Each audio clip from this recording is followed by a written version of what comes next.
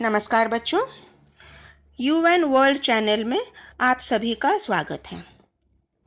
बच्चों, आज हम पढ़ेंगे हिस्ट्री का पहला lesson, rise of nationalism in Europe. क्या पढ़ेंगे?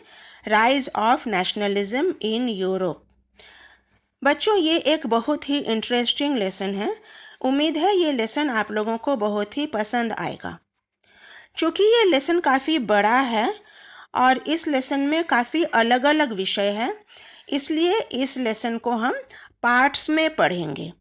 कैसे पढ़ेंगे? पार्ट्स में। आज इसका पहला पार्ट है। बहुत ही ध्यान लगाकर सुनना बच्चों। वीडियो के बीच बीच में मैंने कुछ क्वेश्चंस भी दिए हैं। टोटल मैंने 5 क्वेश्चंस दिए हैं, उनको ज़रूर कर लेना। पहले पार्ट में हम क्या पढ़ेंगे? पहले पार्ट में हम इस पेंटिंग के बारे में पढ़ेंगे, जो लेसन की शुरुआत में है, पेज नंबर 3 में। हिस्ट्री की जो एनसीईआरटी बुक है उसमें बिल्कुल शुरुआत में देखो, पेज नंबर 3 में एक पेंटिंग का चित्र है। जानते हो बच्चों ये पेंटिंग किसने बनाई है? ये पेंटिंग बनाई है फ्रेडरिक सोरियू ने। फ्रेडरिक सोरियू। फ्रेडरिक सोरियू कौन थे? फ्रेडरिक सोरियू एक फ्रेंच आर्टिस्ट थे। उन्होंने एक सपना देखा था। उन्होंने कल्पना करी थी कि ऐसा एक वर्ल्ड होगा जहां सभी देश डेमोक्रेटिक होंगे, सभी देश रिपब्लिक होंगे और सभी लोग आज़ाद होंगे। उन्होंने अपनी इस कल्पना को इस पेंटिंग में उतारा। ये पेंटिंग उन्होंने बनाई थी 1848 में। कब बनाई थी? 1848 में। इस पेंटिंग को बहुत गौर से देखो, कैसे लंबी लाइन बना के बहुत सारे लोग दूर से चले आ रहे हैं, हाथ में अपने अपने देश का झंडा लेकर, अलग अलग कॉस्ट्यूम पहनकर। ये लोग कहाँ आ रहे हैं? ये लोग आ रहे हैं स्टैचू ऑफ लिबर्टी के पास। स्टैचू ऑफ लिबर्टी जो आज़ादी का एक प्रतीक है। वहाँ सभी लोग आ रहे हैं अपनी श्रद्धांजलि अर्पित करने। और ऊपर देखो, Jesus Christ. Jesus Christ cross हाथ में लिए सबको ब्लेसिंग्स दे रहे हैं कि डरो मत, मैं तुम्हारे साथ हूँ। जीसस क्राइस्ट की दोनों तरफ देखो, ये कौन है? ये एंजल्स हैं जो कि उड़ रहे हैं। एंजल्स क्या करते हैं बच्चों? आपको मालूम है ना, एंजल्स हमारी विश को पूरा करते हैं। हम जो चाहते हैं एंजल्स हमें देते हैं। हम क्या चाहते हैं?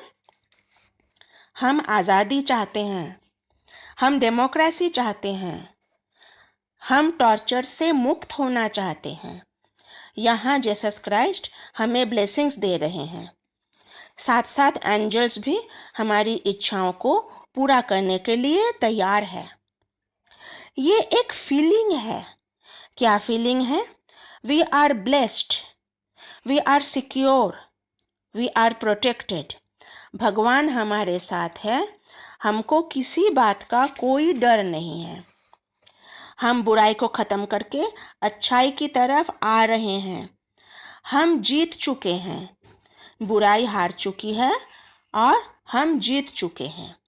मोनार्की ख़त्म हो गई है और डेमोक्रेसी आ गई है।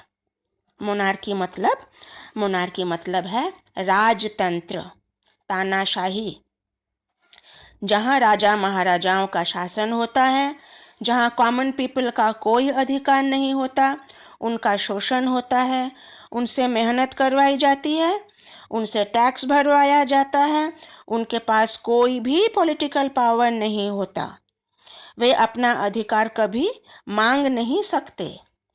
ये एब्सोल्यूटिस्ट गवर्नमेंट है। एब्सोल्यूटिस्ट ये एक नया शब्द है।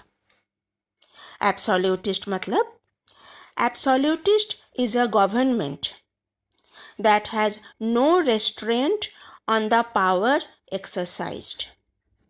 I am repeating, absolutist is a government that has no restraint on the power exercised.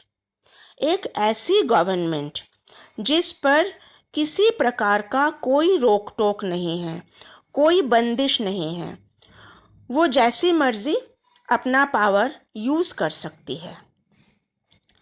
इस पेंटिंग में ये दिखाया गया कि एब्सोल्यूटिज्म खत्म हो गया है, अत्याचार, अत्याचारी, इनका विनाश हो गया है और वे टुकड़ों के रूप में बिखरे पड़े हैं। पेंटिंग के नीचे देखो बच्चों, पेंटिंग का जो निचला पोर्शन है ना, वहाँ देखो ये जो रबिश पड़े हैं, ये जो मलबा पड़ा है, ये यही तो है। गौर से देखो, ये क्या है? ये क्राउन के टुकड़े हैं, ये टूटी हुई जंजीर है। इसका मतलब क्या है? इसका मतलब ये है कि जितना भी टॉर्चर हो रहा था, सबको खत्म करके, चकनाचूर करके फेंक दिया गया है। अब हम आज़ाद हैं, पूरा विश्व आज़ाद है, खुश हैं। ये जो पेंटिंग है, ये एक यूटोपिया है। यूटोपिया, यूटोपिया एक नया शब्द है, अ न्यू वर्ड। यूटोपिया क्या है? यूटोपिया एक ऐसा आदर्श समाज है जो कि वास्तव में कभी हो ही नहीं सकता। हम यूटोपिया को कैसे डिफाइन कर सकते हैं? How can we define utopia? Utopia is the vision of a society that is so ideal that it is unlikely to actually exist. अब यहाँ एक सवाल आता है, वो क्या? वो ये कि अगर यूटोपिया वास्तव में हो ही नहीं सकता, ये पॉसिबल ही नहीं है, तो इसका क्या यूज़ है? जो चीज़ हम हासिल नहीं कर सकते, जो चीज़ हम प्राप्त नहीं कर सकते, वो क्या यूज़लेस है? नहीं, ये यूज़लेस नहीं है। It is very useful. कैसे? जब आपके सामने एक संपूर्ण आदर्श वस्तु होगी, आप उसी को अपना आइडियल मानकर कामयाबी की तरफ कदम बढ़ाओगे, तो आपको अधिक कामयाबी मिलेगी। आप मैक्सिमम पॉसिबल परफेक्शन को अचीव कर सकोगे। We can achieve maximum possible perfection when a perfect example stands before us. This is the use of utopia. I am repeating. We can achieve maximum possible perfection when a perfect example stands before us.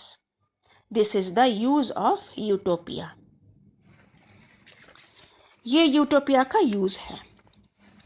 तो बच्चों, मैंने दो new words के बारे में बताया, absolutist और utopia.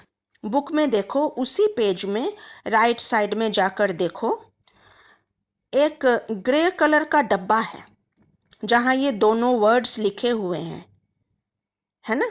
Absolutist और यूटोपिया। इन दोनों वर्ड्स को लर्न करोगे। इस पेंटिंग को पूरे लेसन के साथ रिलेट करके देखोगे। अभी जो अगली वीडियो में मैं अलग अलग पार्ट्स को पढ़ाऊंगी, सेकंड पार्ट, थर्ड पार्ट करके, उसमें आप देखोगे कैसे अलग अलग देश मोनार्की को ख़त्म करके डेमोक्रेसी के लिए संघर्ष करते हैं और डेमोक्रेसी को प्राप्त करते हैं। कैसे कुछ लोग समाज के भेदभाव से परेशान हैं और उस भेदभाव को वो मिटाना चाह रहे हैं और मिटाकर वो इक्वालिटी लाना चाहते हैं। कैसे कुछ लोग दूसरे देश के कब्जे में से मुक्त होने के लिए अपना कल्चर, अपना ट्रेडिशन का सहारा लेकर यूनाइटेड हो रहे हैं।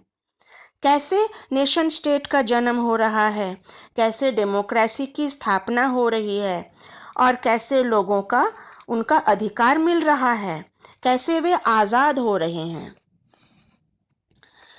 तो बच्चों, इस लेसन का पहला पार्ट अभी ख़त्म हो रहा है। नेक्स्ट पार्ट के लिए आपको मेरी अगली वीडियो पार्ट 2 देखनी पड़ेगी।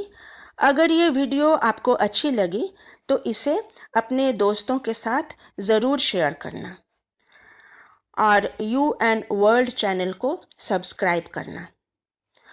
ओके, तो अभी के लिए गुड बाय, टेक केयर।